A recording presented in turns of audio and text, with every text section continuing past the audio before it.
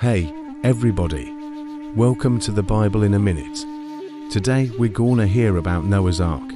Now, if you've been following along with us here, we've been going through the book of Genesis, and we've heard about creation, Adam and Eve, and then Cain and Abel, and then we heard about Seth, and then Enoch, and today we're going to hear about Noah.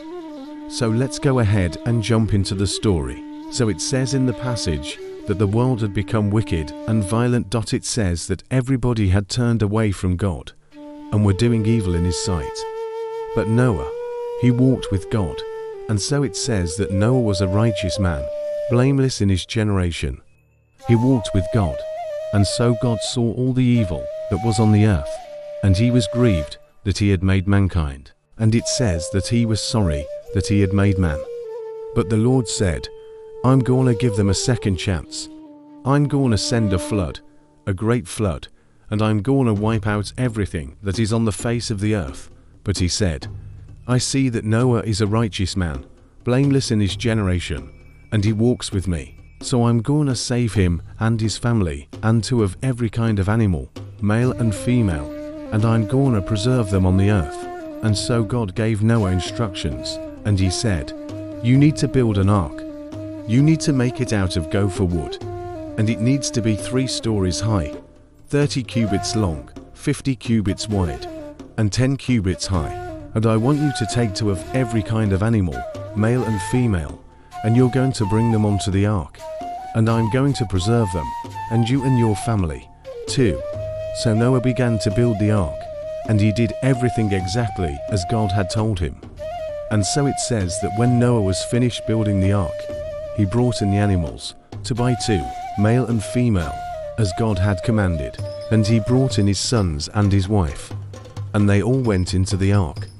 And that same day, the rains began. They came upon the earth for 40 days and 40 nights. And it says that the earth was flooded, and all the high mountains under the whole heaven were covered. It says that the waters rose and increased on the earth, and all the people on the earth were wiped out.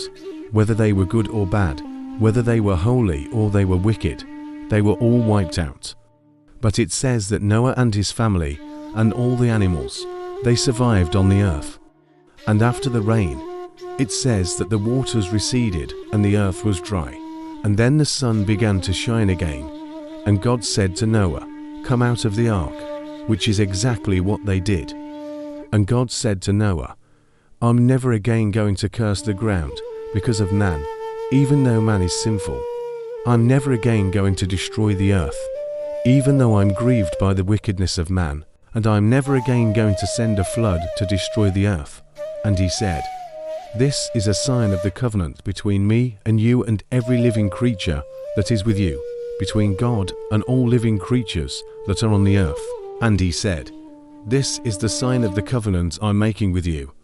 This rainbow will be in the clouds, and I will look down and remember my covenant that I have made with you and all living creatures, and never again will the waters become a flood to destroy all life on earth. And Noah and his family, they lived afterwards. So big picture, what do we learn? Well, first of all, we learn that God was grieved by the wickedness and violence that was on the earth, but he gave mankind a second chance. He sent a flood, but he warned Noah, and he did the flood, saved Noah and his family, and 2 of every kind of animal. And then after the flood, God made a covenant with Noah. He promised never to send another flood to destroy the earth. It was a fresh start, a new beginning for the earth and for humanity. Hey, thanks for joining me here in the book of Genesis. Next time, we're gonna hear about the Tower of Babel. But until then, remember, God loves you. Peace out.